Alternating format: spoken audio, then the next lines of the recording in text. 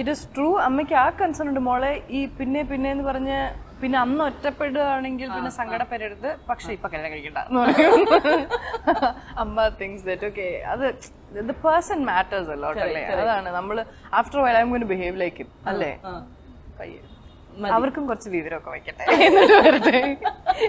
അല്ല നമുക്കും വേണം അവർക്കും വേണം വിവരം.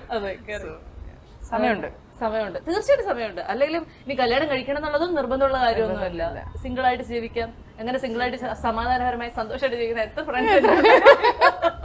പക്ഷെ എന്തറിയോ, ഐ ഫീൽ ലൈക്ക് ഒരു 45 ഒക്കെ ആകുമ്പോഴത്തേക്കും ചിലപ്പോൾ you start feeling a little lonely. അപ്പോഴാരെയും കിട്ടും. അത് ശരിയാ.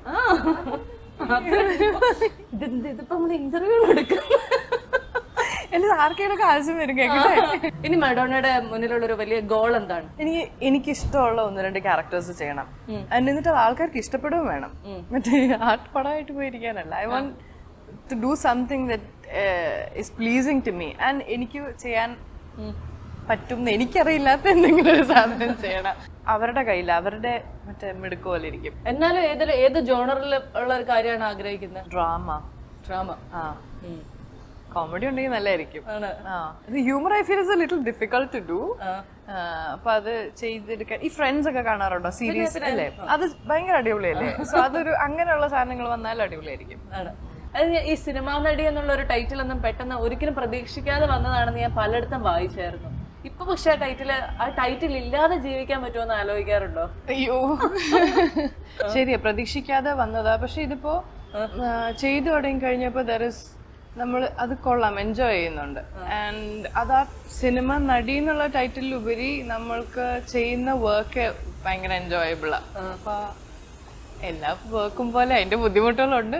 Still I feel because of that it is nice. അല്ല എന്നാലും ഭയങ്കര റാങ്ക് ഹോൾഡർ ഒക്കെ ആയിരുന്ന ഒരാള് സിനിമയിലേക്കൊക്കെ വരുന്നു. എസ്പെഷ്യലി സിവിൽ സർവീസുകാരി ആക്കണം എന്നുള്ളതാണ് വീട്ടുകാരുടെ ആഗ്രഹം. അങ്ങനെയൊക്കെ ഇരുന്നപ്പോഴത്തേക്കും വീട്ടിലൊരു ടെൻഷനൊക്കെ ഏതെങ്കിലും സമയത്തൊക്കെ ഉണ്ടായിരുന്നോ? റാങ്ക് ഹോൾഡർ ഒന്നും അല്ലായിരുന്നു. ഇറ്റ്സ് ബേസിക്കലി ലൈക്ക് ദിസ് കോളേജിലൊക്കെ I think I had 2nd rank or something. പക്ഷെ അതിന് റാങ്ക് ഒന്നും ഉണ്ടായിരുന്നില്ല.